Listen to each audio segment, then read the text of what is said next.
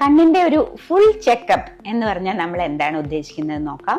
കണ്ണ് ആദ്യം തന്നെ കണ്ണിന്റെ പ്രധാനപ്പെട്ട ധർമ്മം കാഴ്ചയായതുകൊണ്ട് നമ്മൾ കാഴ്ച ടെസ്റ്റ് ചെയ്യണം. കാഴ്ച ടെസ്റ്റ് ചെയ്യുന്നത് നമ്മളൊരു 3 മീറ്റർ അല്ലെങ്കിൽ 6 മീറ്റർ ഡിസ്റ്റൻസിൽ അകലത്തിൽ ഇരുന്നിട്ടാണ് നമ്മൾ കാഴ്ച ടെസ്റ്റ് ചെയ്യുന്നത്.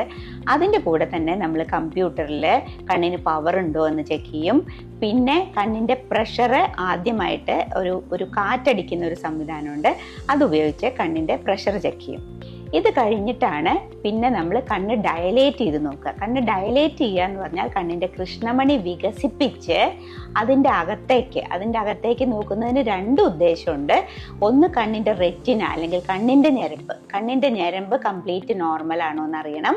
രണ്ടാമത്തേത് നമുക്ക് കണ്ണിൽ എന്തെങ്കിലും പവർ ഉണ്ടോ എന്നും അറിയണം. ഇത് രണ്ടും ആണ് നമ്മൾ കണ്ണ് ഡയലേറ്റ് ചെയ്ത് നോക്കുന്നത് കൊണ്ട് ഉദ്ദേശിക്കുന്നത്. ഒരു ഡയലറ്റേഷൻ കൂടി ആയാലാണ് കണ്ണിൻ്റെ ചെക്കപ്പ് കംപ്ലീറ്റ് ആവുള്ളൂ.